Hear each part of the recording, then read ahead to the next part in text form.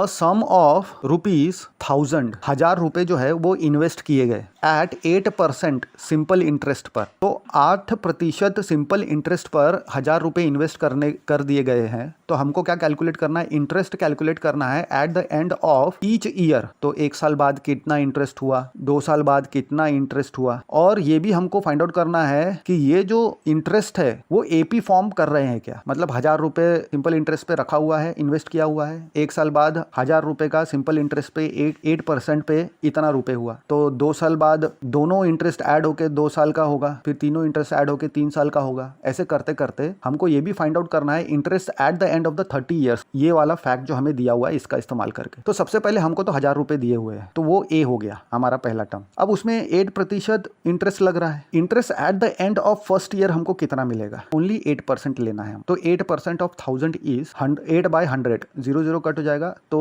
80 rupees हो जाएगा। तो at the end of second year कितना हो जाएगा, 8/100 इंटू 2, यानी 8% 1 साल के लिए लग रहा है। तो सिंपल इंटरेस्ट पे है इसलिए 8 इंटू 2 यानी 16% लगेगा, तो 160 रुपीज हो जाएगा एट द एंड ऑफ सेकंड ईयर। तो at the end of third year कितना हो जाएगा, 80 इंटू 3, क्योंकि 8% 80 आया था, तो 240 रुपीज हो जाएगा। फिर उसके बाद at the end of fourth year कितना आएगा, तो 80 इंटू 4, 320 रुपीज आ जाएगा हमको। तो 1000 इंटू 8/100 इंटू 4, तो हमको क्या मिलेगा, 10 इंटू 8 इंटू 4 यानी 320 रुपीज मिल गया। तो हमें जो अभी लिस्ट मिला है वो क्या मिला, पहले हमको मिला 80, ये सब इंटरेस्ट का है, 80 रुपीज इंटरेस्ट है, 160 इंटरेस्ट है 2 साल का, तीसरे साल तक का 240 टोटल इंटरेस्ट, चौथे साल तक का 320। तो इसको A1 A2 A3 A4 respectively हम बोल देंगे। अब डिफरेंस निकालेंगे हम कंसेक्यूटिव 2 टर्म्स का, A2 माइनस A1 निकालेंगे, A3 माइनस A2 निकालेंगे, A4 माइनस A3 निकालेंगे और चेक करेंगे कि सेम है क्या। तो A2 माइनस A1 निकाला तो 80 आ रहा है, A3 माइनस A2 निकाला तो अगेन 240 माइनस 160 80 आएगा, A4 माइनस A3 निकाला तो 320 माइनस 240 अगेन 80 आएगा। तो इसका मतलब हर एक केस में हमको डिफरेंस क्या मिल रहा है, 2 कंसेक्यूटिव टर्म